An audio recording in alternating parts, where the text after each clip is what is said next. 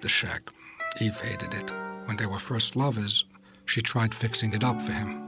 She hung curtains, bought dishes, glasses, place settings, but there were mice, wasps, spiders got into the place, and she was terrified of them. And it was miles to the general store. And since she didn't drive, a local farmer who smelled of manure had to drive her there to shop. All in all, there was nothing much for her to do in Zinktown except fend off all the discomforts. And so she started to campaign for them to buy a place in the south of France, where Silford's father had a villa, so that Silford could be near him in the summers. She said to Ira, "How can you be so provincial? How will you ever learn anything that isn't screaming about Harry Truman if you won't travel, if you won't go to France to see the French countryside, if you won't go to Italy to see the great paintings, if you won't go anywhere except to New Jersey? You don't listen to music, you won't go to museums. If a book isn't about the working class, you don't read it. How can an actor," and he would say, "Look, I'm no actor. I'm a working stiff who earns his living in radio. You had a la-di-da husband. You want to go back and try him again? You want a husband like your friend Katrina has, a cultivated Harvard man like Mr. Looney, like Mr. Katrina Van Gossip Grant?" Whenever she would bring up France and buying a vacation house there, Ira got going. It never took much.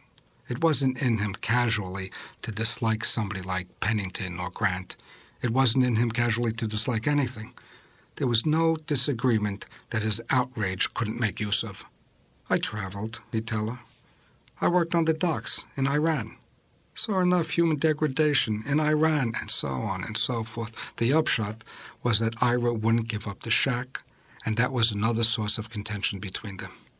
In the beginning, the shack was a holdover from his old life, and for her, a part of his rube charm.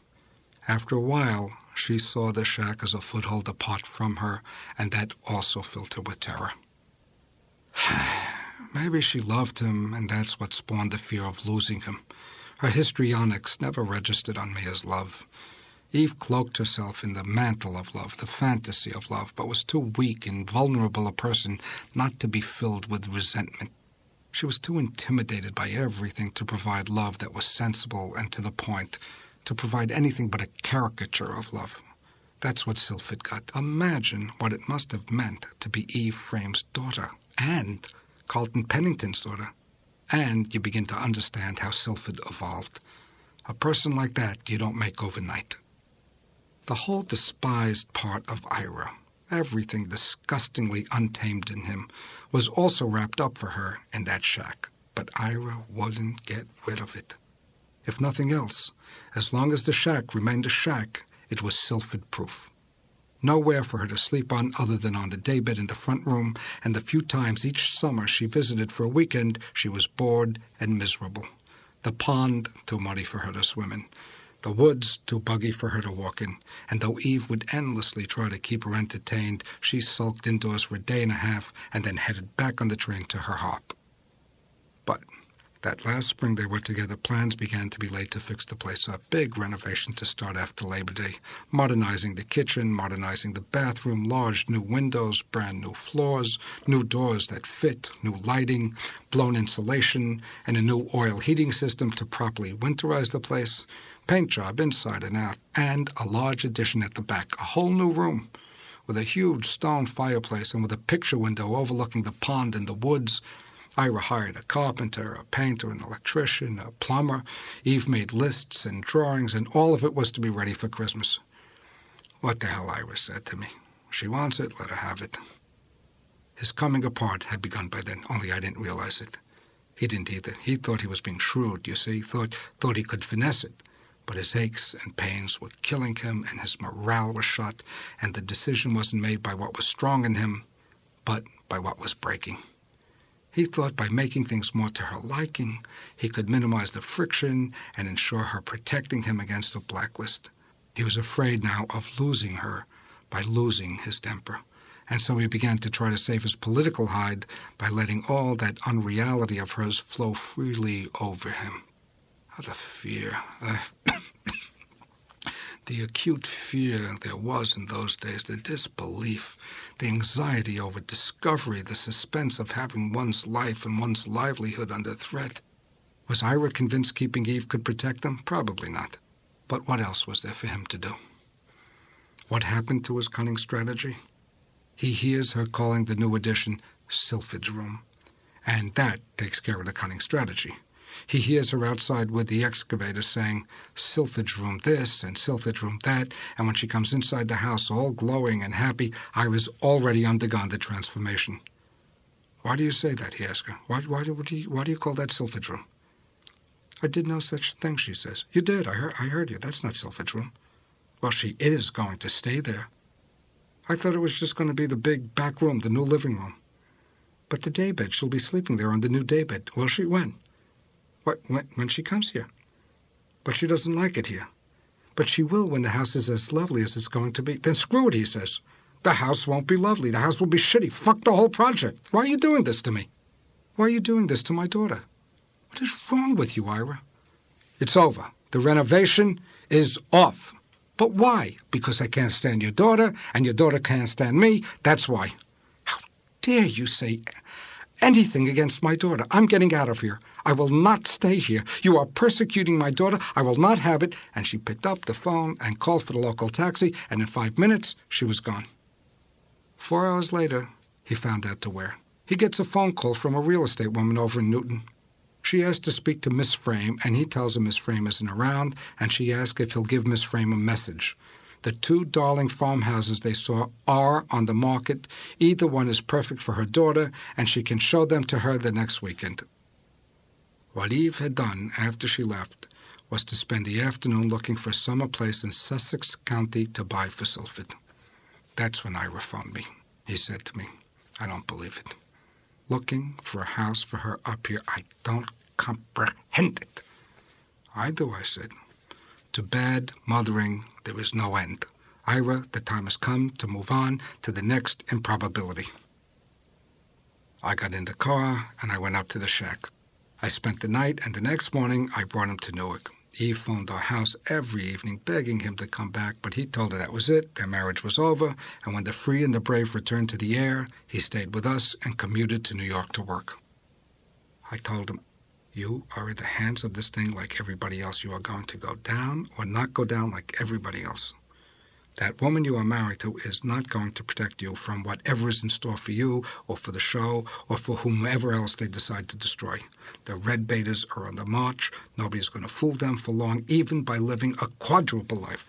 They're going to get you with her or they're going to get you without her, but at least without her you're not going to be encumbered by somebody useless in a crisis.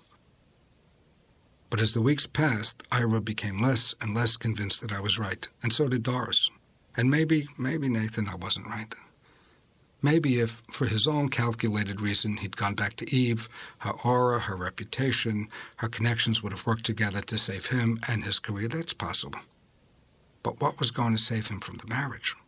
Every night after Lorraine had gone to her room, we'd sit in the kitchen, Doris and I, going over and over the same ground while Ira listened. We'd gather at the kitchen table with our tea, and Doris would say, he's put up with her nonsense for 3 years now, and there's been no sane reason to put up with it. Why can't he put up with her nonsense for another 3 years when at last there is a sane reason to put up with it? For whatever motive, good or bad, he has never pushed to completely end the marriage in all this time. Why should he do it now, when being a husband might possibly be helpful to him? If he can salvage some benefit, at least his ridiculous union with those 2 won't have been in vain. And I would say, if he returns to the ridiculous union, he is going to be destroyed by the ridiculous union. It's more than ridiculous. Half the time he's so miserable he has to come over here to sleep. And Doris would say he's going to be more miserable when he's on the blacklist. Ira is going to wind up on the blacklist either way. With his big mouth and his background, Ira is not going to be spared. And Doris would say, how can you be sure everyone is going to get it? The whole thing is so irrational to begin with, so without any rhyme or reason. And I would say, Doris, his name has appeared in 15, 20 places already. It's got to happen. It's inevitable. And when it happens, we know whose side she'll stand by. Not his, Sylphid's, to protect Sylphid from what's happening to him. I say, and the marriage and the marital misery, and accept that he's going to wind up on the blacklist wherever he is. If he goes back to her, he's going to fight with her, he's going to battle the daughter, and soon enough she is going to realize why he is there, and that will make it even worse. Eve?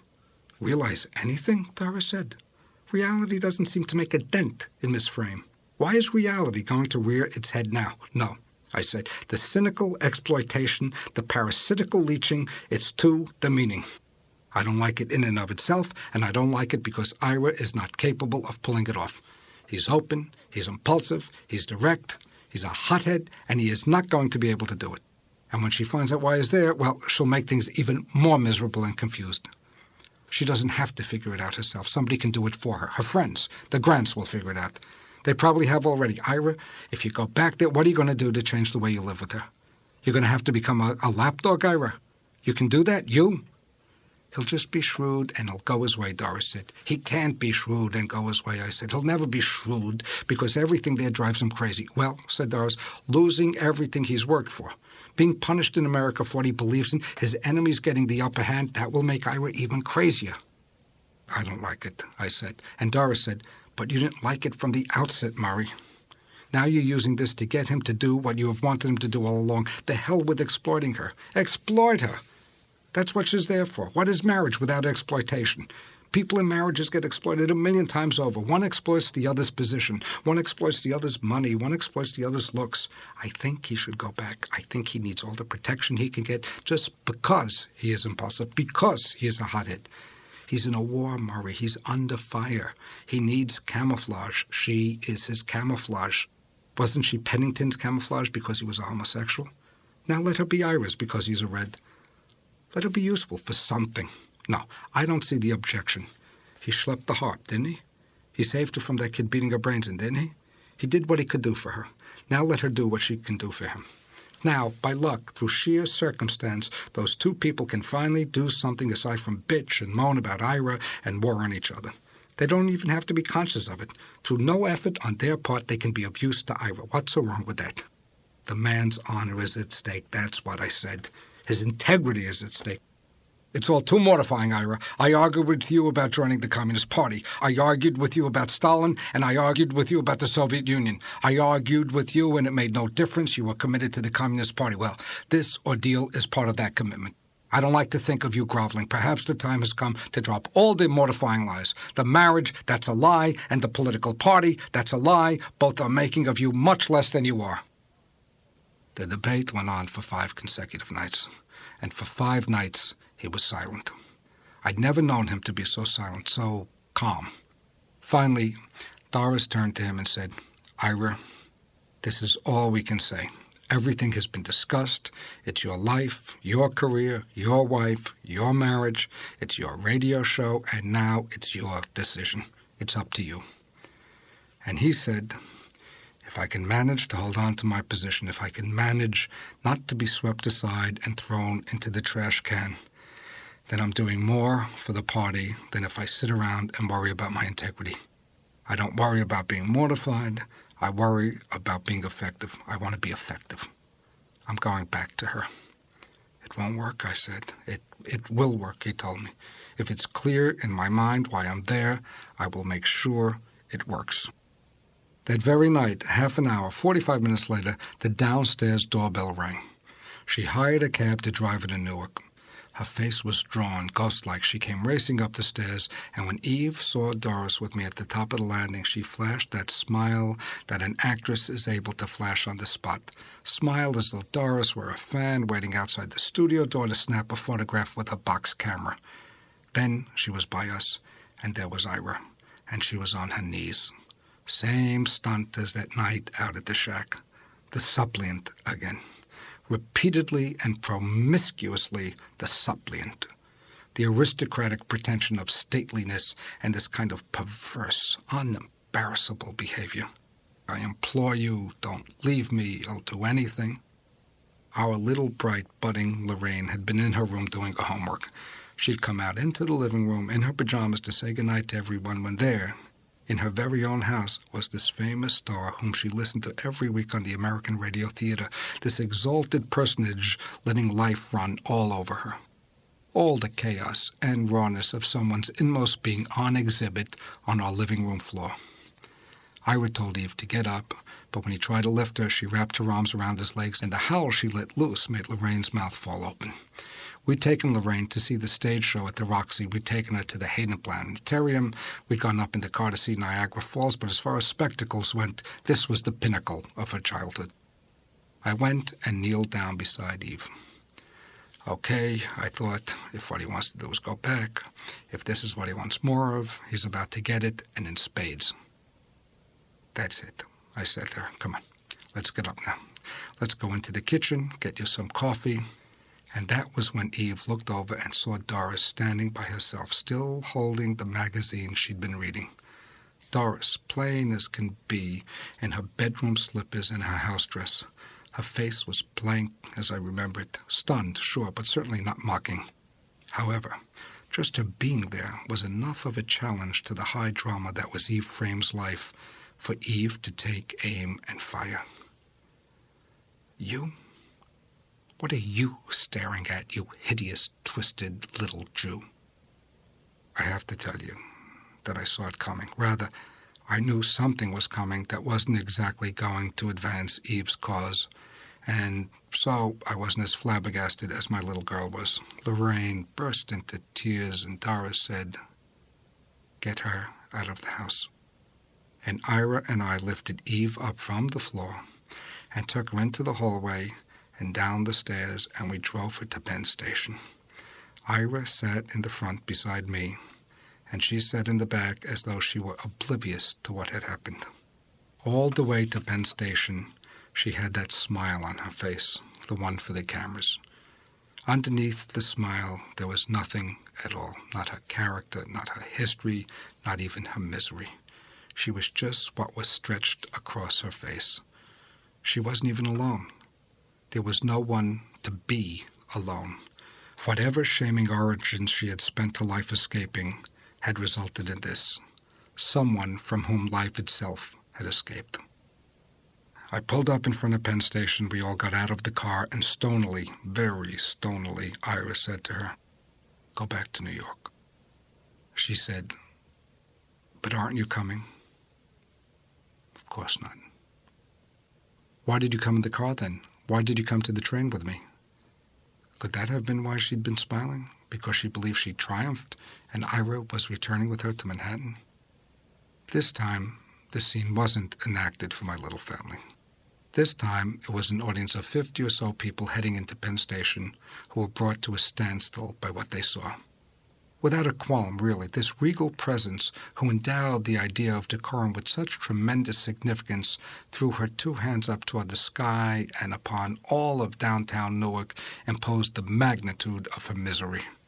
A woman totally inhibited and under wraps until she's totally uninhibited. Either inhibited and bound by shame or uninhibited and shameless. Nothing ever in between. You tricked me, I loathe you, I despise you, both of you. You are the worst people I have ever known. I remember hearing somebody in the crowd then, some guy rushing up who was asking, "What are they doing, making a movie? Ain't that the, what's her name, Mary Astor?" And I remember thinking that she would never be finished. The movies, the stage, the radio, and now this. The aging actress's last great career, shouting her hatred in the street. But after that, nothing happened. Ira returned to the show while staying on with us, and nothing more was said about going back to West 11th Street. Helgi came to massage him 3 times a week, and nothing more happened. Very early on, Eve had tried a call, but I took the phone to tell her that Ira couldn't speak to her. Would I speak to her? Would I at least listen to her? I said, yes. What else could I do? She knows what she did wrong, she says. She knows why Ira's hiding out in Newark, because she had told him about Sylphid's recital. Ira was jealous enough of Sylphid as it was, and he could not reconcile himself to the upcoming recital. But when Eve had decided to tell him about it, she had believed that it was her duty to let him know beforehand everything that a recital entailed. Because it's not just renting a hall, she told me. It's not just showing up and playing a concert. It's a production. It's like a wedding. It's a huge event that consumes a musician's family for months before it happens. Sylphid would himself be preparing for the entire next year. For a performance to qualify as a recital, you have to play at least 60 minutes of music, which is an enormous task. Just choosing the music would be an enormous task, and not for Sylphid alone. There were going to be endless discussions about what Sylphid should begin with and what she should end with and what the chamber piece should be, and Eve had wanted Ira to be prepared so he wouldn't go berserk every time she left him alone to sit down with Sylphid to discuss the program. Eve had wanted him to know beforehand what he, as a family member, was going to have to put up with. There was going to be publicity, frustration, crises. Like all other young musicians, Sylphid was going to get cold feet and want to back out. But Eve also wanted Ira to know that it would be worth it in the end, and she wanted me to tell him that, because a recital was what Sylphid needed to break through. People are stupid, Eve said. They like to see harpists who are tall, blonde, and willowy, and Sylphid happened not to be tall, blonde, and willowy. But she was an extraordinary musician, and the recital was going to prove that once and for all. It was going to be held at Town Hall, and Eve would underwrite it, and Sylphid was to be coached by her old Juilliard teacher who had agreed to help her prepare, and Eve was going to get every friend she had to attend, and the Grants promised to make certain that the critics were there from all the papers, and Eve had no doubt that Sylphid was going to do wonderfully and get wonderful reviews, and then Eve herself could shop them around to Salt Hurok. What was I to say? What difference would it have made if I had reminded her of this, that, or the other thing? She was a selective amnesiac whose forte was to render inconvenient facts inconsequential. To live without remembering was her means of survival. She had it all figured out. The reason Ira was staying with us was because of her having believed it her duty to tell him truthfully about the town hall recital and everything it would entail. Well, the fact was that when Ira was with us, he never mentioned Sylphid's recital. His head was too full of the blacklist for him to be worrying about Sylphid's recital. I doubt that when Eve was telling him about it, it had even registered on him. Following that phone call, I wondered if she had told him about it at all. The letter she sent next I marked addressee unknown, and with Ira's consent returned unopened. The second letter I handled the same way. After that, the calls and the letters stopped. It looked for a while as though the disaster were over. Eve and Sylphid were up in Stottsburg on weekends with the Grants. She must have been giving them an earful about Ira, and perhaps about me too, and getting an earful about the communist conspiracy. But still nothing happened, and I began to believe that nothing would happen, so long as he remained officially married, and the Grants figured there was some remote danger in it for the wife if the husband was exposed in red channels and fired. One Saturday morning, who should turn up on Van Tassel and Grant but Sylphid Pennington and her harp? I would think the imprimatur awarded Sylphid by making her the guest of that program that day was a favor to Eve meant to insulate the stepdaughter against any taint of association with the stepfather. Bride and Grant interviewed Sylphid, and she told him her funny stories about being in the orchestra at the music hall, and then Sylphid played a few selections for the radio audience, and after that, Katrina launched into her weekly monologue on the state of the arts, an extensive fantasy that Saturday of the music world's expectations for young Sylphid Pennington's future, of the anticipation already mounting for her debut recital at Town Hall.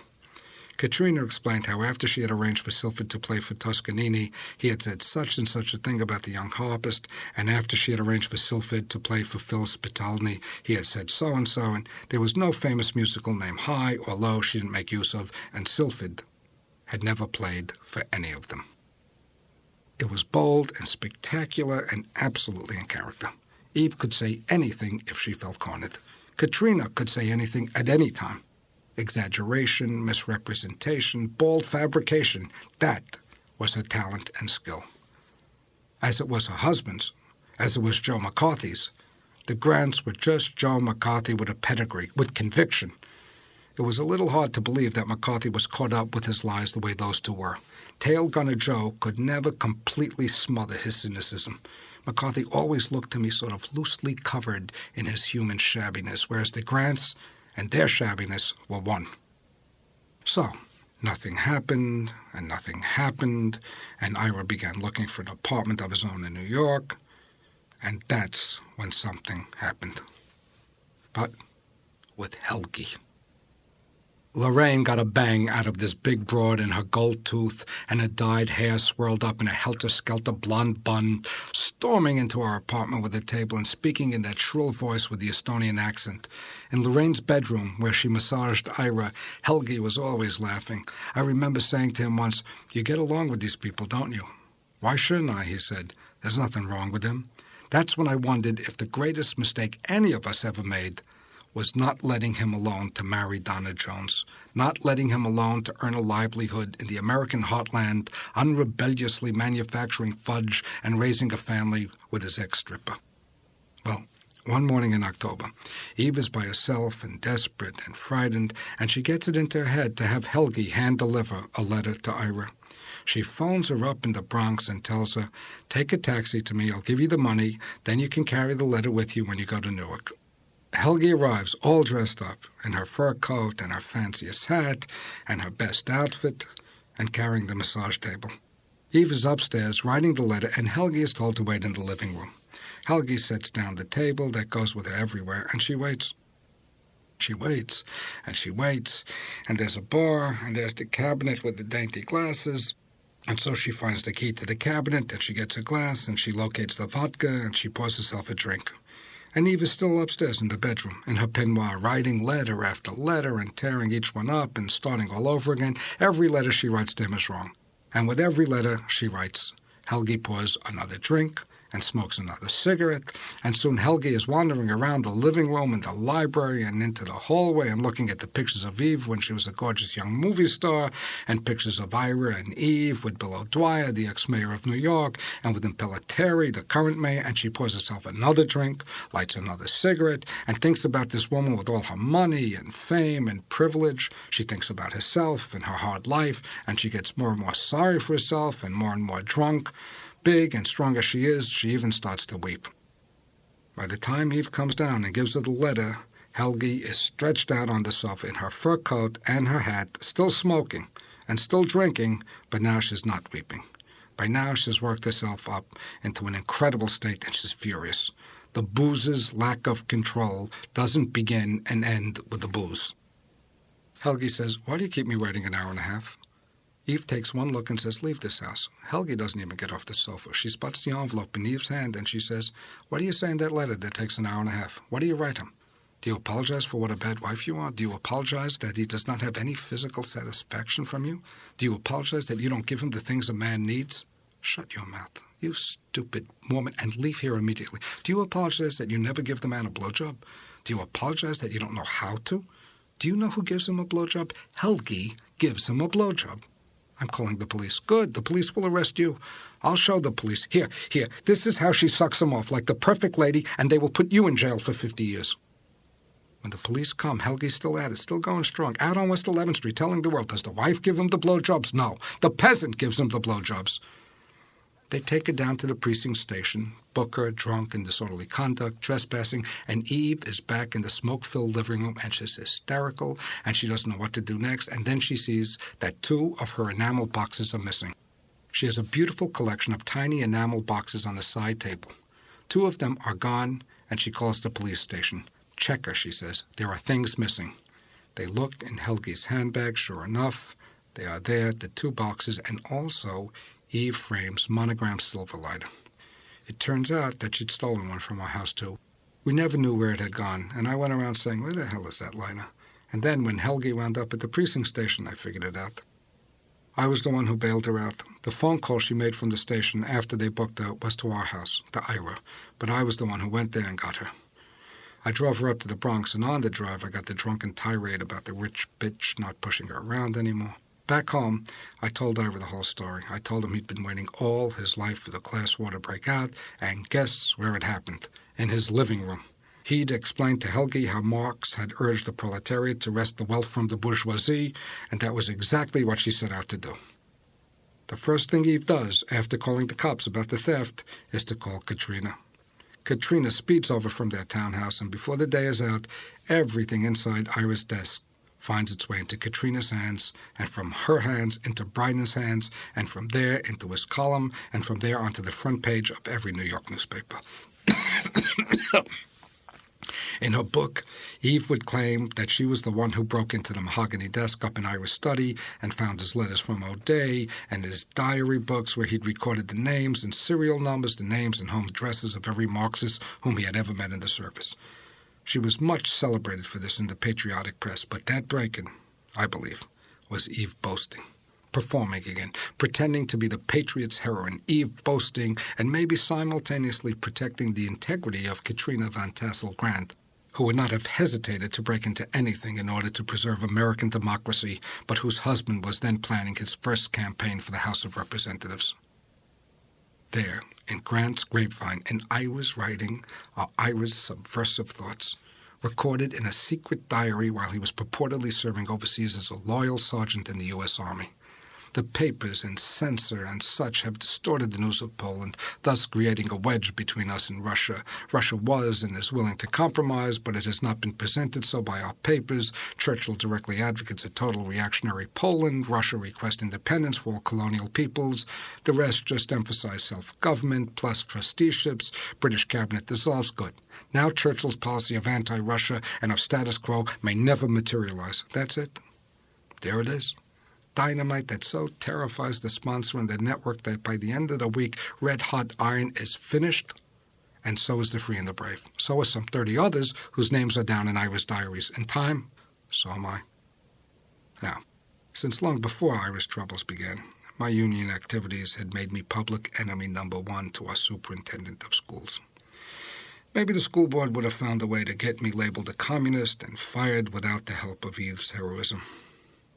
It was only a matter of time, with or without her assistance, until Ira and his radio program would have gone under. And so maybe nothing that happened to any of us required that she first give that stuff to Katrina. Still, it's instructive to think about what exactly Eve did in falling prey to the Grants and delivering Ira whole to his worst enemies. Once more, we were together in 8th period English, with Mr. Ringgold perched at the edge of his desk, wearing the tan Glen plaid suit that he'd bought on Broad Street with his Army separation pay, at the American shop sale for returning GIs, and that throughout my high school years he alternated with his other American shop suit, a gray double-breasted sharkskin. In one hand, he would be hefting the blackboard eraser that he wouldn't hesitate to hurl at the head of a student whose answer to a question did not meet his minimum daily requirement for mental alertness, while with the other hand he would regularly cut the air, enumerating dramatically each of the points to be remembered for the test. It demonstrates, he told me, that when you decide to contribute your personal problem to an ideology's agenda, everything that is personal is squeezed out and discarded, and all that remains is what is useful to the ideology. In this case, a woman contributes her husband and their marital difficulties to the cause of zealous anti-communism. Essentially, what Eve contributes is an incompatibility that she herself couldn't resolve from day one between Sylphid and Ira. A standard difficulty between stepchild and step-parent, even if somewhat intensified in the Eve frame household.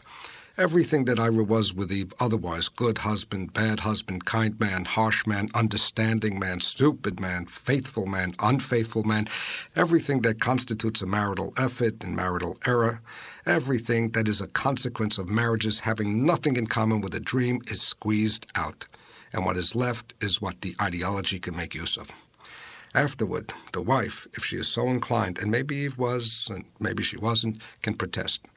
No, it wasn't like that. You don't understand. He wasn't only what you are saying he was. He wasn't with me at all what you are saying he was with me. He could also be this. He could also be that. Afterward, an informer like Eve may realize that it's not only what she said that's responsible for the bizarre distortion of him that she reads in the press. It's also all that she left out, that she deliberately left out. But by then, it's too late. By then, the ideology has no time for her because it no longer has a use for her. This? That? Replies the ideology.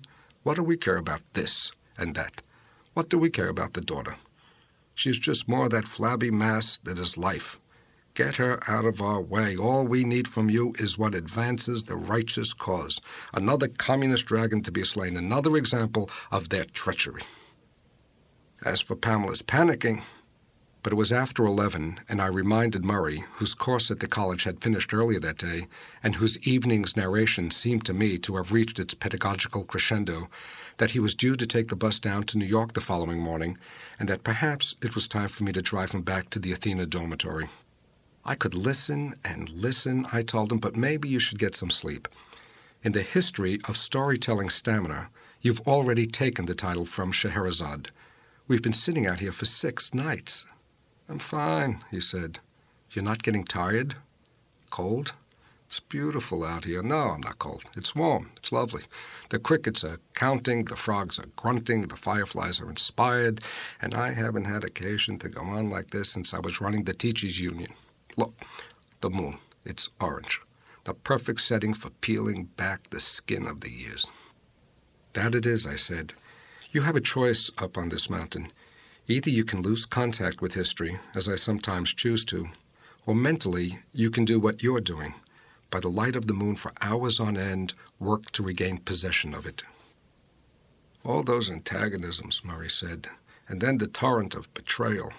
Every soul its own betrayal factory for whatever reason. Survival, excitement, advancement, idealism. For the sake of the damage that can be done, the pain that can be inflicted, for the cruelty in it, for the pleasure in it, the pleasure of manifesting one's latent power, the pleasure of dominating others, of destroying people who are your enemies. You're surprising them. Isn't that the pleasure of betrayal? The pleasure of tricking somebody? It's a way to pay people back for a feeling of inferiority they arouse in you, of being put down by them, a feeling of frustration in your relationship with them. Their very existence may be humiliating to you, either because you aren't what they are or because they aren't what you are, and so you give them their comeuppance. Of course, there are those who betray because they have no choice. I read a book by a Russian scientist who, in the Stalin years, betrayed his best friend to the secret police. He was under heavy interrogation, terrible physical torture for 6 months, at which point he said, "Look, I cannot resist any longer, so please tell me what you want. Whatever you give me, I will sign." He signed whatever they wanted him to sign. He was himself sentenced to life in prison, without parole. After 14 years, in the 60s, when things changed, he was released and he wrote this book.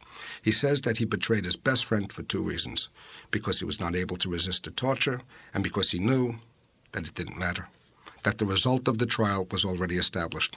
What he said or didn't say would make no difference. If he didn't say it, another tortured person would. He knew his friend, whom he loved to the end, would despise him, but under brutal torture, a normal human being cannot resist. Heroism is a human exception. A person who lives a normal life, which is made up of 20,000 little compromises every day, is untrained to suddenly not compromise at all, let alone to withstand torture. For some people, it takes 6 months of torture to make them weak, and some start off with an advantage. They are already weak. They are people who know only how to give in. With a person like that, you just say, "Do it," and they do it. It happens so rapidly, they don't even know it's a betrayal. Because they do what they are asked to do, it seems okay. And by the time it sinks in, it's too late. They have betrayed. There was an article in the paper not long ago about a man in East Germany who informed on his wife for 20 years. They found documents about him in the files of the East German secret police after the Berlin Wall came down. The wife had a professional position, and the police wanted to follow her, and the husband was the informer. She didn't know anything about it. She found out only since they've opened the files. For 20 years it went on. They had kids, they had in-laws, they threw parties, they paid bills, they had operations, they made love. They didn't make love. They went to the seashore in the summertime and bathed in the sea, and all this time he was informing. He was a lawyer, smart, very well read. He even wrote poetry. They gave him a code name. He signed an agreement, and he had weekly meetings with an officer, not at police headquarters, but at a special apartment, a private apartment. They told him, "You're a lawyer, and we need your help." And he was weak, and he signed. He had a father he supported. His father had a terrible enfeebling disease. They told him that if he helped them out, they would take good care of his father, whom he loved. It often works that way. Your father is sick, or your mother, or your sister, and they ask you to help, and so, keeping uppermost in your mind your ill father, you justify the betrayal and sign the agreement. To me, it seems likely that more acts of personal betrayal were tellingly perpetrated in America in the decade after the war, say between 46 and 56, than in any other period in our history. This nasty thing that Ephraim did was typical of lots of nasty things people did in those years, either because they had to or because they felt they had to. Eve's behavior fell well within the routine and former practices of the era. When before had betrayal ever been so destigmatized and rewarded in this country? It was everywhere during those years, the accessible transgression, the permissible transgression that any American could commit. Not only does the pleasure of betrayal replace the prohibition, but you transgress without giving up your moral authority. You retain your purity at the same time as you are patriotically betraying, at the same time as you are realizing a satisfaction that verges on the sexual with its ambiguous components of pleasure and weakness, of aggression and shame, the satisfaction of undermining sweethearts, undermining rivals, undermining friends. Betrayal is in the same zone of perverse and illicit and fragmented pleasure. An interesting, manipulative, underground type of pleasure in which there is much that a human being finds appealing. There are even those who have the brilliance of mind to practice the game of betrayal for itself alone, without any self-interest, purely to entertain themselves. It's what Coleridge was probably getting at by describing Iago's betrayal of Othello as a motiveless malignity. Generally, however, I would say there is a motive that provokes the vicious energies and brings out the malignity. The only hitch is that in the halcyon days of the Cold War, turning somebody into the authorities as a Soviet spy could lead right to the chair. Eve, after all, wasn't turning Ira into the FBI as a bad husband who fucked his masseuse. Betrayal is an inescapable component of living. Who doesn't betray? But to confuse the most heinous public act of betrayal, treason, with every other form of betrayal was not a good idea in 1951. Treason, unlike adultery, is a capital offense. So reckless exaggeration and thoughtless imprecision and false accusation, even just the seemingly genteel game of naming names, well, the results could be dire in those dark days when our Soviet allies had betrayed us by staying in Eastern Europe and exploding an atomic bomb, and our Chinese allies had betrayed us by making a communist revolution and throwing out Chiang Kai-shek, Joseph Stalin, and Mao Zedong. There was the moral excuse for it all. The lying. A river of lies, translating the truth into a lie, translating one lie into another lie. The competence people display in their lying, the skill, carefully sizing up the situation and then, with a calm voice and a straight face, delivering the most productive lie. Should they speak even the partial truth, 9 times out of 10, it's in behalf of a lie. Nathan, I've never had a chance to tell this story to anyone this way at such length. I've never told it before, and I won't again. I'd like to tell it right, to the end. Why? I'm the only person still living who knows Ira's story. You're the only person still living who cares about it. That's why. Because everyone else is dead. Laughing, he said, my last task, to file Ira's story with Nathan Zuckerman. I don't know what I can do with it, I said. That's not my responsibility. My responsibility is to tell it to you. You and Ira meant a lot to each other. Then, go ahead. How did it end? Pamela, he said. Pamela Solomon. Pamela panicked. When she learned from Sylphid that Eve had broken into Ira's desk, she thought what people seem generally to think when they first get wind of someone else's catastrophe. How does this affect me? So-and-so in my office has a brain tumor. That means I have to take inventory alone. So-and-so from next door went down on that plane. He died in that crash? No, it can't be. He was coming over Saturday to fix our garbage disposal. There was a photograph that Ira had taken of Pamela at the shack. A photograph of her in her bathing suit by the pond. Pamela was afraid, mistakenly, that the picture was in the desk along with all the communist stuff, and that Eve had seen it, or that if it wasn't there, Ira was going to go to Eve and show it to her, stick it in her face and say, look. Then what would happen? Eve would be furious and call her a hussy and throw her out of the house. And what would Sylphid think of Pamela? What would Sylphid do? And what if Pamela was deported? That was the worst possibility of all. Pamela was a foreigner in America. What if her name got dragged into Ira's communist mess and it wound up in the papers and she was deported? What if Eve made sure she was deported for trying to steal her husband? Goodbye, Bohemia, back to all that suffocating English propriety. Pamela wasn't necessarily wrong in her appraisal of the danger to her of Ira's communist mess and of the mood of the country. The atmosphere of accusation, threat, and punishment was everywhere. To a foreigner particularly, it looked like a democratic pogrom full of terror. There was enough danger around to justify Pamela's fear.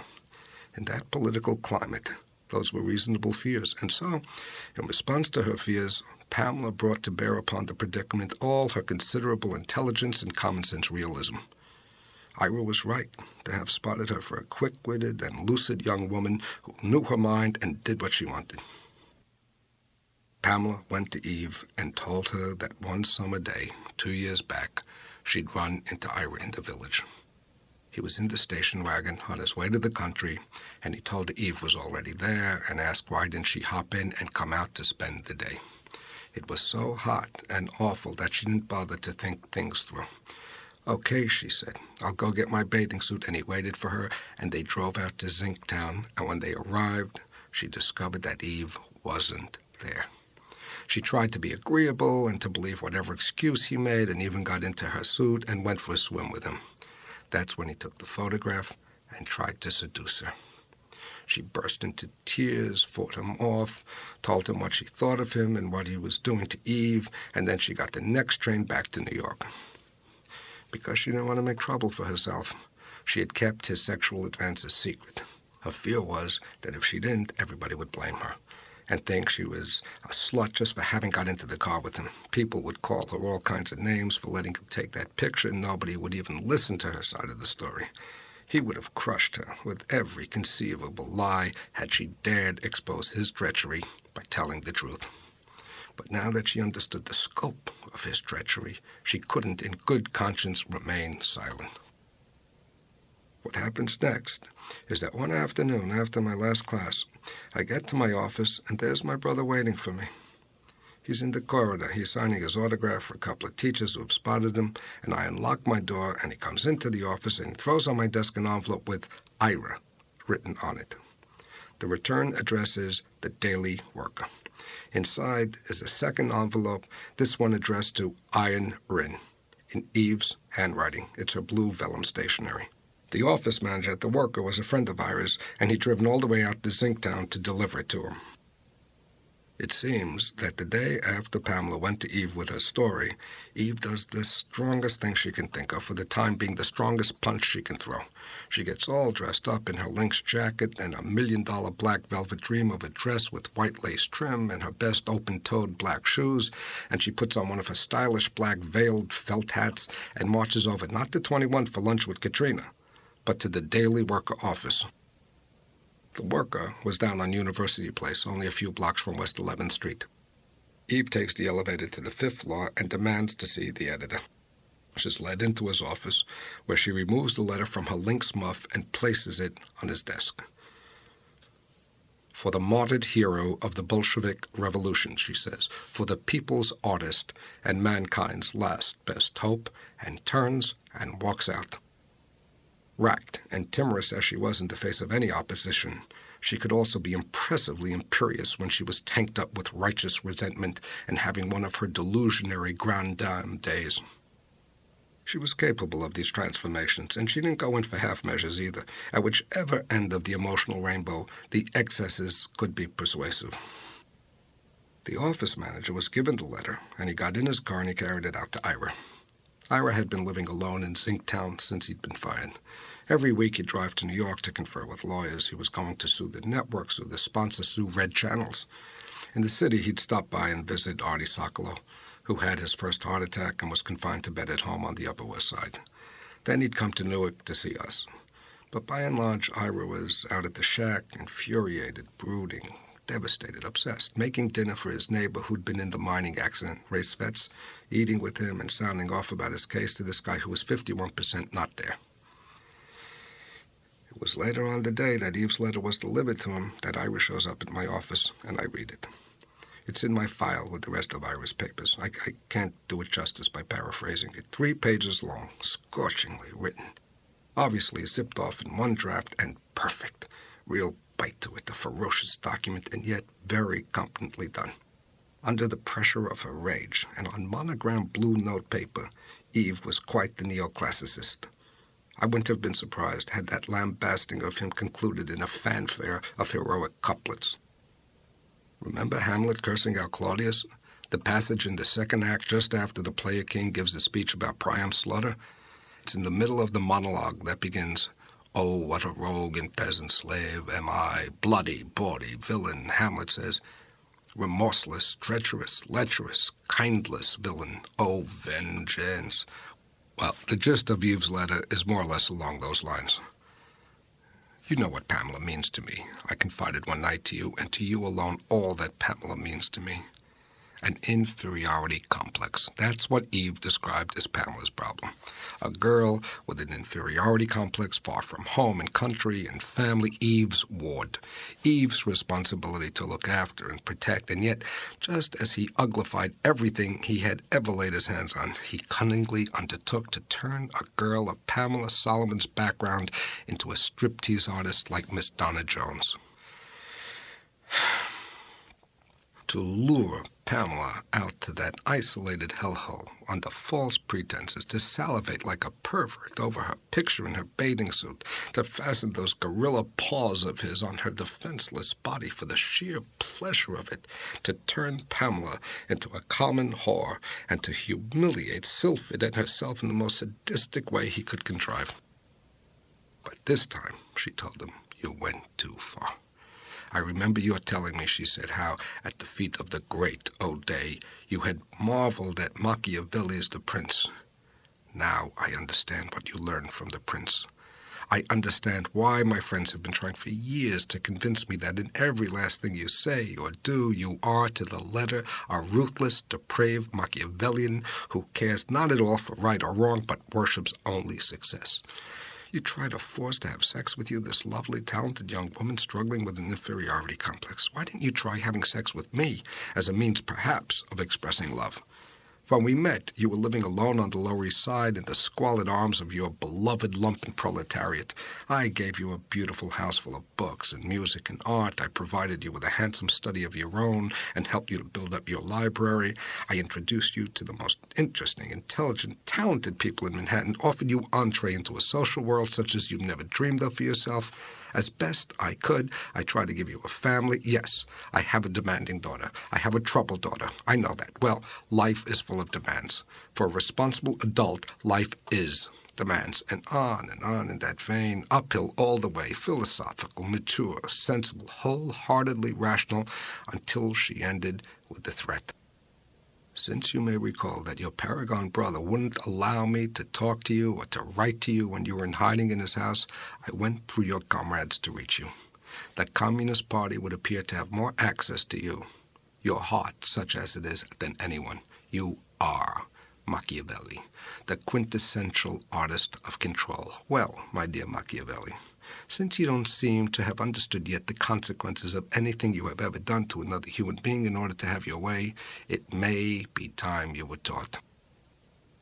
Nathan, remember the chair in my office beside my desk, the hot seat? Where you kids sat and sweated while I used to go over your compositions? That's where Ira sat while I went over that letter. I asked, "Is it true you made a pass at this girl?" "For 6 months I had an affair with this girl." "You fucked her?" "Many times, Murray. I thought she was in love with me. I'm astonished that she could do this." "Are you now?" "I was in love with her. I wanted to marry her and have a family with her." "Oh, it gets better." "You don't think, do you, Ira? You act, and that's it. You shout, you fuck, you act. For 6 months you fucked her daughter's best friend, her surrogate daughter, her ward, and now something happened and you're astonished?" "I loved her." "Speak English." "You loved fucking her." You don't understand. She'd come to the shack. I was mad for her. I am astonished. I am absolutely astonished by what she's done. By what she has done.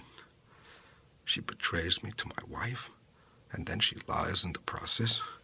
Yeah, so? Where's the astonishing part?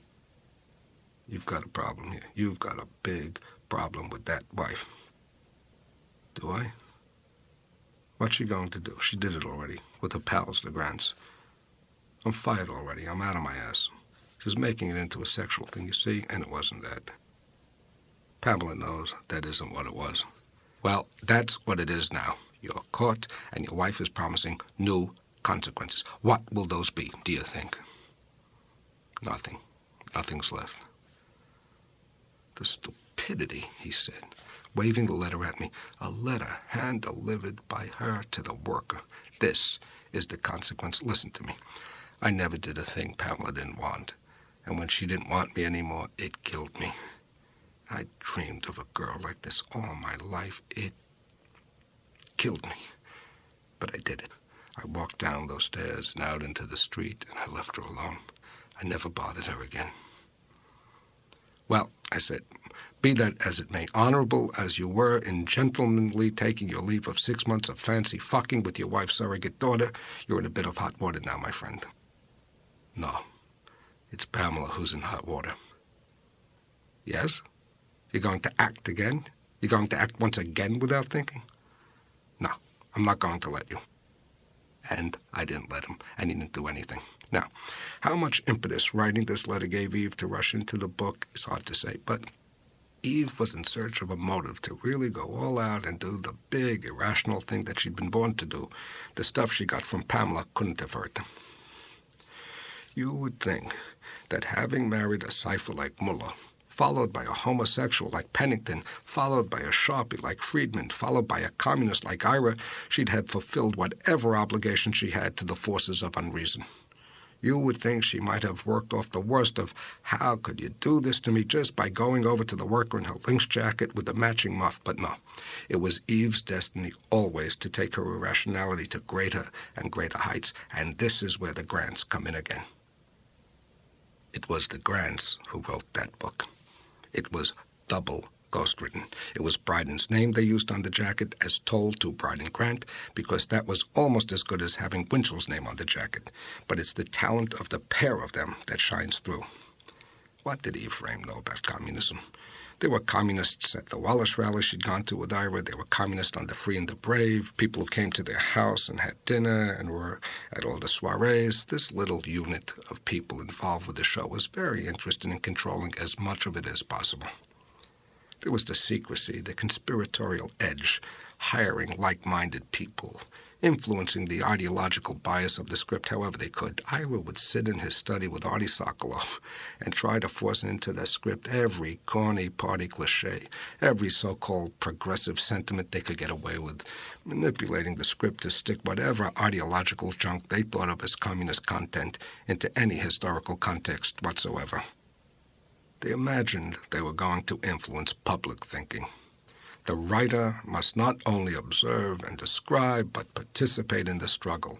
The non-Marxist writer betrays the objective reality. The Marxist one contributes to its transformation. The party's gift to the writer is the only right and true world view. They believed all that. Crapola, propaganda, but crapola is not forbidden by the Constitution.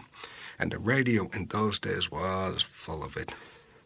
Gangbusters, your FBI, Kate Smith singing God Bless America, even your hero, Corwin, propagandist for an idealized American democracy. In the end, it wasn't so different. They weren't espionage agents, Ira Ringgold and Arthur Sokolow. They were publicity agents. There's a distinction. These guys were cheap propagandists against which the only laws are aesthetic, laws of literary taste. Then there was the Union, AFTRA. The battle for control of the Union. A lot of shouting, terrible infighting, but that was nationwide. In my union, in virtually every union, it was right-wingers and left-wingers, liberals and communists struggling for control. Ira was a member of the union executive board. He was on the phone with people. God knows he could shout. Sure, things were said in her presence. And what Ira said, he meant. The party was no debating society to Ira. It was not a discussion club. It wasn't the Civil Liberties Union.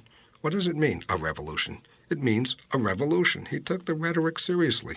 You can't call yourself a revolutionary and not be serious in your commitment. It was not something fake. It was something genuine. He took the Soviet Union seriously. At AFTRA, Ira meant business. No, I never saw Ira in most of this stuff. I'm sure you never saw Ira in most of this stuff. But Eve never saw anything of this stuff. She was oblivious to all of it. Actuality wasn't something that mattered to Eve. The woman's mind was rarely on what the people around her were saying. She was a complete stranger to the business of life. It was too coarse for her. Her mind was never on communism or anti-communism. Her mind was never on anything present except when Sylphid was present. As told to meant that the whole malevolent story was dreamed up by the Grants, and dreamed up not at all for Eve's sake, and not merely to destroy Ira, much as Katrina and Bryden hated his guts. The consequences for Ira were part of their fun, but largely beside the point. The Grants dreamed it all up for Bryden to ride his way into the House on the issue of communism and broadcasting. That writing, that journal American prose, plus Katrina's syntax, plus Katrina's sensibility, her fingerprints are all over the thing. I knew right off that Eve hadn't written it because Eve couldn't write that badly. Eve was too literate and too well-read.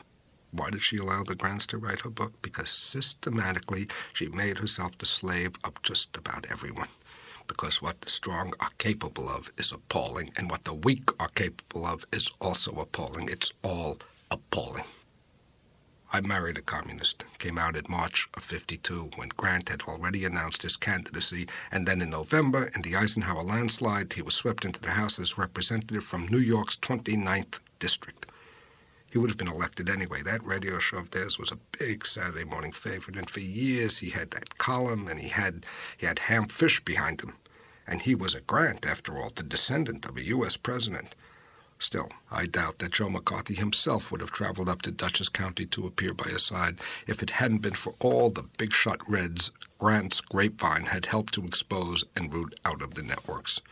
Everyone was in Poughkeepsie campaigning for him. Westbrook Pegler was up there. All those Hearst columnists were his pals, all the haters of FDR who'd found in the communist smear a way to drive the Democrats into the ground. Either Eve had no idea what she was being used for by the Grants, or, more likely, she knew but didn't care because the experience of being an attacker made her feel so strong and brave, striking back at the monsters at last. Yet, knowing Ira as she did, how could she publish this book and not expecting to do something? This wasn't a 3-page letter to Zinktown. This was a big national bestseller that made a bang. The thing had all the ingredients to become a bestseller. Eve was famous, Grant was famous, communism was the international peril. Ira was himself less famous than either of them, and though the book would guarantee that he would never work in radio again, and that his accidental career was over, for the 5 or 6 months the book was at the top of the charts for that season, Ira was conspicuous as he'd never been before. In a single stroke, Eve managed to depersonalize her own life while endowing the specter of communism with a human face. Her husband's. I married a communist. I slept with a communist. A communist tormented my child. Unsuspectingly, America listened to a communist disguised as a patriot on network radio. A wicked, two-faced villain. The real names of real stars. A big Cold War backdrop. Of course it became a bestseller. Her indictment of Ira was of the sort that could win a large public hearing in the 50s. And it didn't hurt to name all the other Jewish Bolsheviks affiliated with Ira's show. The Cold War paranoia had latent anti-Semitism as one of its sources, and so, under the moral guidance of the Grants, who themselves loved the ubiquitous troublemaking left-wing Jew just about as much as Richard Nixon did, Eve could transform a personal prejudice into a political weapon by confirming for Gentile America that in New York, as in Hollywood, in radio as in movies, the communist under every rock was 9 times out of 10 a Jew to boot. But did she imagine that this openly aggressive hothead was going to do nothing in response?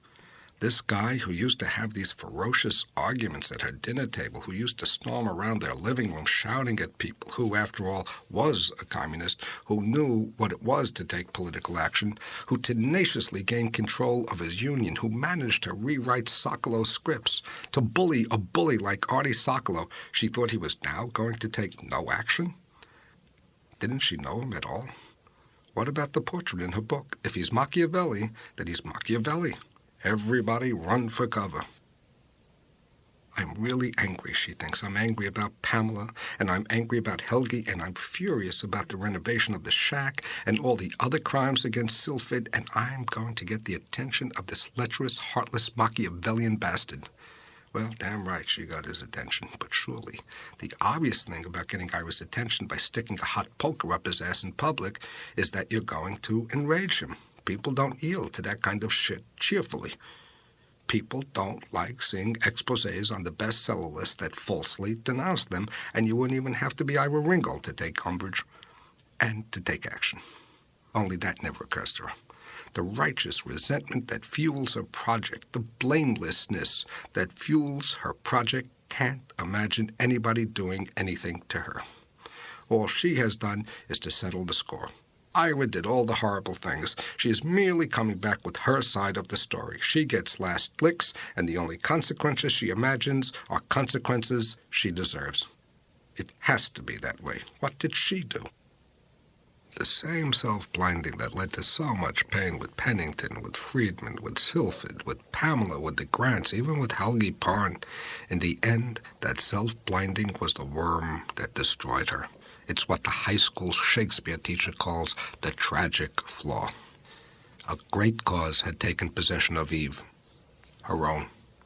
Her cause, presented in the grandiose guise of a selfless battle to save America from the red tide. Everybody has a failed marriage. She herself has 4 of them, but she also has the need to be special, a star. She wants to show that she is also important, that she has a brain, that she has the power to fight. Who is this act, Iron Rin? I am the act. I am the one with the name, and I possess the power of the name. I am not this weak woman who you can do anything you want to. I am a star, damn it. Mine isn't an ordinary failed marriage. It's a star's failed marriage. I didn't lose my husband because of the horrible trap I'm in with my daughter. I didn't lose my husband because of all those kneeling. I implore yous. I didn't lose my husband because of his drunken whore with the gold tooth. It has to be grander than that. And I must be blameless. The refusal to own up to what it is in the human dimension turns it into something melodramatic and false and sellable. I lost my husband to communism. And what that book was really about, actually accomplishing, Eve hadn't the faintest idea. Why was Iron Rin served up to the public as a dangerous Soviet espionage agent? To get another Republican elected to the House. To get Bryden Grant into the House and put Joe Martin into the Speaker's chair. Grant was ultimately elected 11 times. Considerable personage in Congress, and Katrina became the Republican hostess of Washington, the sovereign of social authority throughout the Eisenhower years. For someone riddled with envy and conceit, no position in the world could have been more rewarding than deciding who sat across from Roy Cohn. In the hierarchical anxieties of the Washington dinner party, Katrina's capacity for rivalry, the sheer cannibal vigor of her taste for supremacy, for awarding and depriving the ruling class itself of their just deserts, found its imperium, I think the word would be. The woman drew up an invitation list with the autocratic sadism of Caligula. She knew the enjoyment of humiliating the powerful. She sent a tremor or two through that capital. Under Eisenhower, and again later, under Bryden's mentor Nixon, Katrina straddled Washington society like fear itself. In '69, when there was that spurt of speculation that Nixon was going to find Grant a place in the White House, the congressman husband and the hostess novelist wife made the cover of Life. No, Grant never got to be Haldeman, but at the end, he too was capsized by Watergate. Threw his lot in with Nixon, and in the face of all the evidence against his leader, defended him on the floor of the House right down to the morning of the resignation. That's what got Grant defeated in '74. But then, he'd been emulating Nixon from the start. Nixon had Alger Hiss, Grant had Iron Rin. To catapult them into political eminence, each of them had a Soviet spy. I saw Katrina on C-SPAN at the Nixon funeral. Grant had died some years before, and she's died since. She was my age, maybe a year or two older. But out there at the funeral at your Belinda, with the flag waving at half-mast among the palm trees and Nixon's birthplace in the background, she was still our Katrina. White-haired and wizened, but still very much a force for the good, chatting it up with Barbara Bush and Betty Ford and Nancy Reagan. Life seemed never to have forced her to acknowledge, let alone to surrender, a single one of her pretensions. Still wholeheartedly determined to be the national authority in rectitude, stringent in the extreme about the right things being done. Saw her talking there to Senator Dole, our other great moral beacon. She didn't look to me to have relinquished one bit the idea that every word she spoke was of the utmost importance. Still oblivious to the introspection of silence, still the righteous watchdog over everyone else's integrity, and unrepentant. Divinely unrepentant and brandishing that preposterous self-image. For stupidity, you know, there is no cure. The woman is the very embodiment of moral ambition and the perniciousness of it, and the folly of it. All that mattered to the Grants was how to make Ira serve their cause. And what was their cause? America? Democracy? If ever patriotism was a pretext for self-seeking, for self-devotion, for self-adoration, you know, we learned from Shakespeare that in telling a story, you cannot relax your imaginative sympathy for any character. But I am not Shakespeare, and I still despise that hatchet man and his hatchet wife for what they did to my brother, and did so effortlessly, employing Eve the way you do a dog to fetch a paper from the front porch. Remember what Gloucester says of old Lear? The king is in high rage. I came down with a bad case of high rage myself when I spotted Katrina Von Tassel at your Belinda. I told myself she's nothing, nobody, a bit player. In the vast history of 20th century ideological malevolence, she's played a clownish walk-on role and no more, but it was still barely endurable for me to watch her. But the whole funeral of our 37th president was barely endurable. The Marine Band and chorus performing all the songs designed to shut down people's thinking and produce a trance state.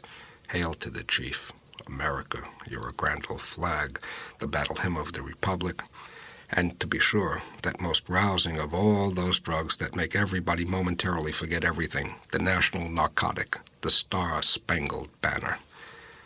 Nothing like the elevating remarks of Billy Graham, a flag-draped casket, and a team of interracial pall-bearing servicemen, and the whole thing topped off by the Star-Spangled Banner, followed hard upon by a 21-gun salute and taps to induce catalepsy in the multitude. Then the realists take command, the connoisseurs of deal-making and deal-breaking, masters of the most shameless ways of undoing an opponent. Those for whom moral concerns must always come last, uttering all the well-known, unreal, sham-ridden cant about everything but the dead man's real passions. Clinton exalting Nixon for his remarkable journey, and, under the spell of his own sincerity, expressing hushed gratitude for all the wise counsel Nixon had given him. Governor Pete Wilson assuring everyone that when most people think of Richard Nixon, they think of his towering intellect. Dole and his flood of lachrymose cliches. Dr. Kissinger, high-minded, profound, speaking in his most puffed-up, unegotistical mode, and with all the cold authority of that voice dipped in sludge, quotes no less prestigious a tribute than Hamlet's for his murdered father to describe our gallant friend. He was a man, take him for all, and all I shall not look upon his like again. Literature is not a primary reality, but a kind of expensive upholstery to a sage himself so plumply upholstered, and so he has no idea of the equivocating context in which Hamlet speaks of the unequaled king. But then who, sitting there under the tremendous pressure of sustaining a straight face while watching the enactment of the final cover-up, is going to catch the court Jew in a cultural gaffe when he invokes an inappropriate masterpiece? Who is there to advise him that it's not Hamlet on his father he ought to be quoting, but Hamlet on his uncle Claudius, Hamlet on the conduct of the new king, his father's usurping murderer? Who there at Yorba Linda dares to call out, "Hey, doctor, quote this"? Foul deeds will rise, though all the earth o'erwhelm them to men's eyes. Who? Gerald Ford? Gerald Ford? Gerald Ford, I don't ever remember seeing Gerald Ford looking so focused before, so charged with intelligence as he clearly was on that hallowed ground. Ronald Reagan snapping the uniformed honor guard his famous salute, that salute of his that was always half sugar. Bob Hope, seated next to James Baker. The Iran-Contra arms dealer Adnan Khashoggi seated next to Donald Nixon. The burglar G. Gordon Liddy there with his arrogant shaved head. The most disgraced of Vice President Spiro Agnew there with his conscienceless mob face. The most winning of vice presidents, sparkly Dan Quayle, looking as lucid as a button. The heroic effort made by that poor fellow, always staging intelligence and always failing. All of them mourning platitudinously together in the California sunshine and the lovely breeze, the indicted and the unindicted, the convicted and the unconvicted, and his towering intellect, at last, at rest, in a star-spangled coffin, no longer grappling and questing for no holes-barred power, the man who turned a whole country's morale inside out, the generator of an enormous national disaster, the first and only president of the United States of America to have gained from a hand-picked successor a full and unconditional pardon for all the breaking and entering he committed while in office. And Van Tassel Grant, adored widow of Bryden, that selfless public servant, reveling in her importance and jabbering away. All through the service, the mouth of reckless malice jabbering on in her televised grief over our great national loss. Too bad she wasn't born in China instead of the USA. Here she had to settle for being a best-selling novelist and a famous radio personality and a top-drawer Washington hostess. There she could have run Mao's Cultural Revolution. In my 90 years, I've witnessed two sensationally hilarious funerals, Nathan. Present at the first as a 13-year-old, and the second I saw on TV just 3 years ago at the age of 87. Two funerals that have more or less bracketed my conscious life. They aren't mysterious events. They don't require a genius to ferret out their meaning. They are just natural human events that reveal as plainly as Daumier did the unique markings of the species, the 1,001 dualities that twist its nature into the human knot. The first was Mr. Russomanno's funeral for the Canary, when the cobbler got hold of a casket and pallbearers in a horse-drawn hearse and majestically buried his beloved Jimmy, and my kid brother broke my nose. The second was when they buried Richard Milhouse Nixon with a 21-gun salute. I only wish the Italians from the old First Ward could have been out there at Yorba Linda with Dr. Kissinger and Billy Graham. They would have known how to enjoy the spectacle. They would have hurled themselves on the ground with laughter when they heard what those two guys were up to, the indignities to which they descended to dignify that glaringly impure soul. And had Ira been alive to hear them, he would have gone nuts all over again at the world getting everything wrong.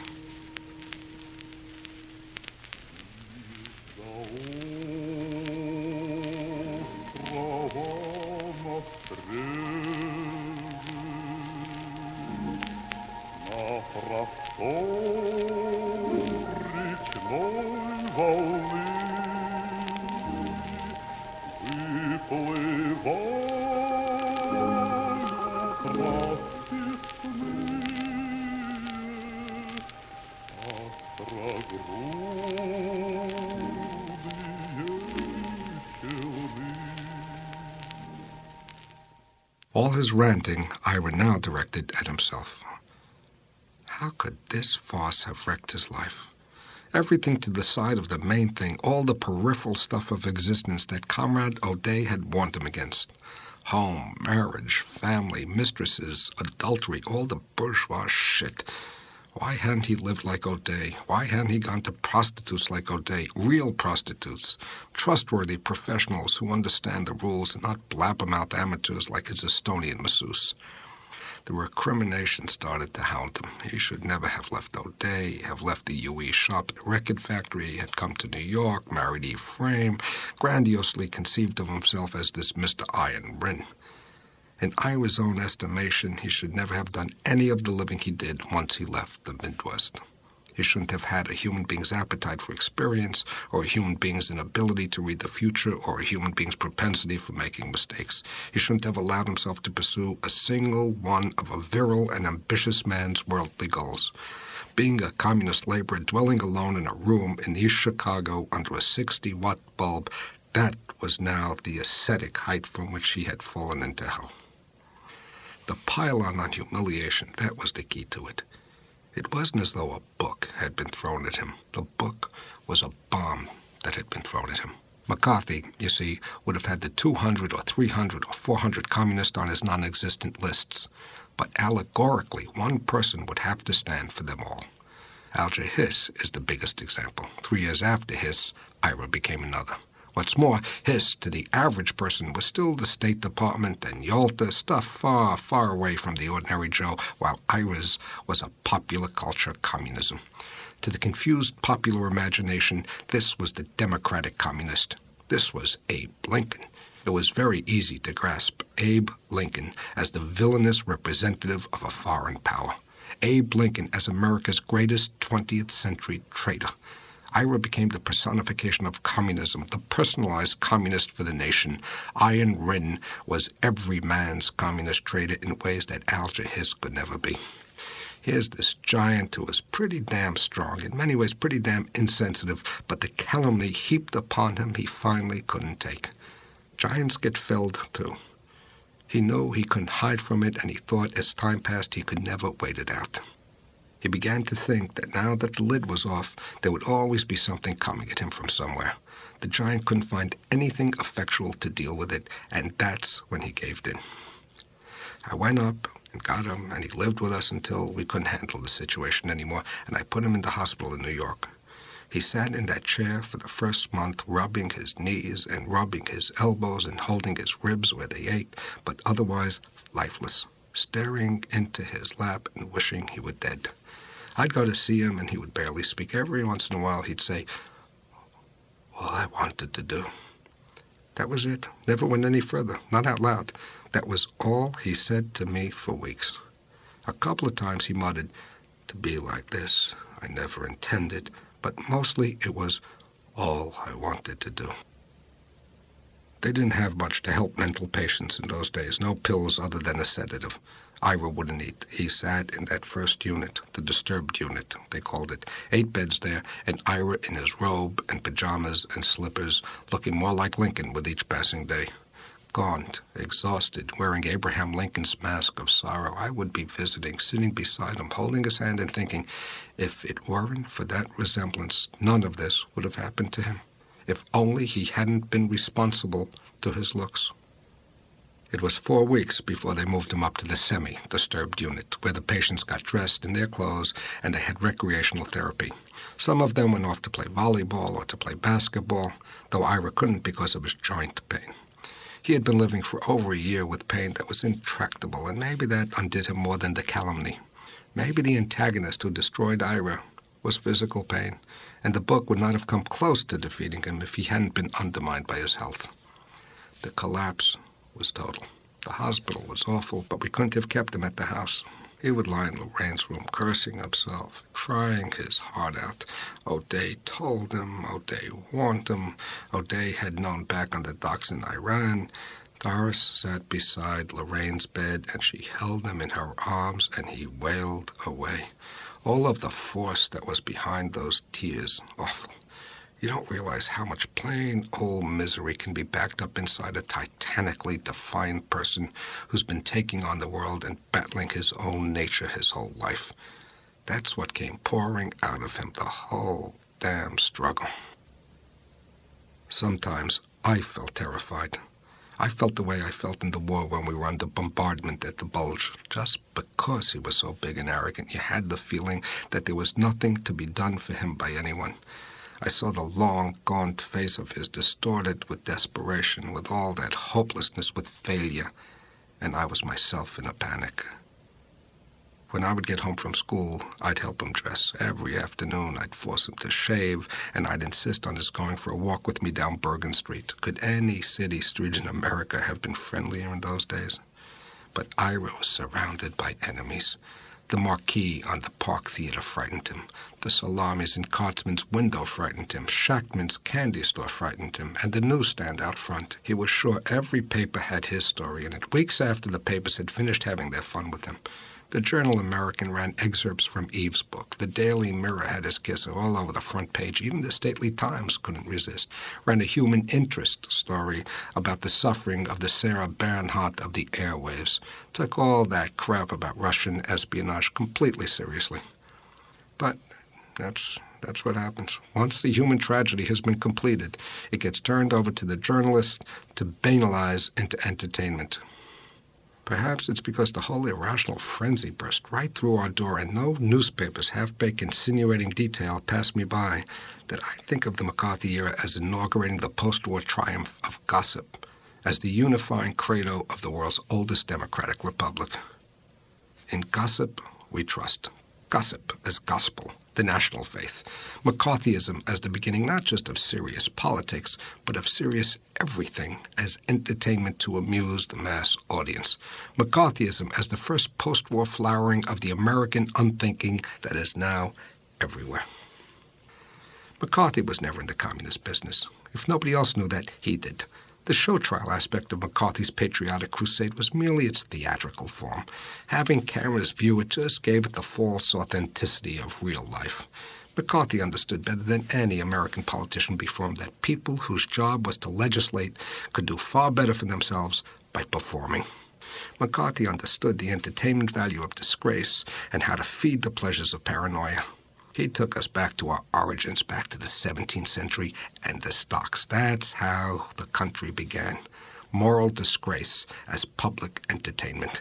McCarthy was an impresario, and the wilder the views, the more outrageous the charges, the greater the disorientation, and the better the all-around fun. Joe McCarthy's The Free and the Brave, that was the show in which my brother was to play the biggest role of his life. When not just the New York papers, but the Jersey papers too joined in, well, for Ira, that was the killer. They dug up whomever Ira knew out in Sussex County and got them to talk farmers, oldsters, local nobodies the radio star had befriended, and they all had a story about Ira coming around to tell them about the evils of capitalism. He had that great geezer pal out in Sinktown, the taxidermist, and Ira liked to go around and listen to the guy, and the papers went to the taxidermist, and the taxidermist gave them an earful. Ira couldn't believe it. But this taxidermist allows how Ira had pulled the wool over his eyes until one day, when Ira came in with some young kid, and the two of them tried to turn him and his son against the Korean War. Spewing real venom against General Douglas MacArthur, calling the USA every bad name in the book. The FBI had a field day with him, and with Ira's reputation up there. To stake you out, to ruin you in your community, to go to your neighbors and have them do you in. I have to tell you, Ira always suspected that it was the taxidermist who fingered you. You were with Ira, weren't you, at the taxidermist shop? I was. Horace Bixton, I said. Little, tiny, humorous fellow gave me a deer toe for a present. I sat one morning watching a fox being skinned. Well, you paid for that deer toe. Watching him skin that fox cost you your Fulbright. I started to laugh. Did you say turning his son against the war, too? The son was stone deaf. The son was deaf, and he was dumb. He couldn't hear a goddamn thing. This is in the McCarthy era. It didn't matter. Ira had a neighbor down the road, a zinc miner, who'd been in a bad mining accident and who used to work for him. Ira spent a lot of time listening to these guys complain about New Jersey Zinc and trying to turn them around about the system. And this particular guy was his neighbor, who he used to feed all the time, was the one the taxidermist got to take down the license plate numbers of whoever stopped at Ira's shack. I met the guy who'd been in the accident. He ate with us, I said. Ray, a rock fell on him and crushed his skull. Raymond Spetz. He'd been a POW. Ray used to do odd jobs for Ira. I guess Ray did odd jobs for everyone, Murray said. He'd take down the license plate numbers of Ira's visitors, and the taxidermist gave them to the FBI. The plates that turned up most often were mine, and that evidence they also used against me, that I visited my communist spy brother so much, sometimes even overnight. Only one guy up there stayed loyal to Ira. Tommy Minarek. I met Tommy, a charming old guy. Uneducated, but an intelligent man, had backbone. Ira took Lorraine out to the rock dump one day, and Tommy gave her some stuff for free, and he was all she talked about when she got home. After Tommy saw the news in the papers, he drove over to the shack and he marched straight in. If I had the guts, he said to Ira, I would have been a communist myself. Tommy was the one who rehabilitated Ira. It was Tommy who brought him out of his brooding and got him back into the world. Tommy had him sit right beside him out at the rock dump where he ran things so that people could see Ira there. Tommy was somebody the town respected, and so, over time, people up there forgave Ira for being a communist. Not all of them, but most. The two of them sat at the rock dump talking for 3-4 years together, Tommy teaching Ira all he knew about minerals. Then Tommy had a stroke and died and left his cellar full of rocks to Ira. And Ira took over Tommy's job. And the town let him. Ira sat out there, hyper-inflammatory Ira, rubbing his aching joints and muscles, and ran the Zinktown rock dump till the day he died. In the sunshine, a summer day, selling minerals, keeled over dead.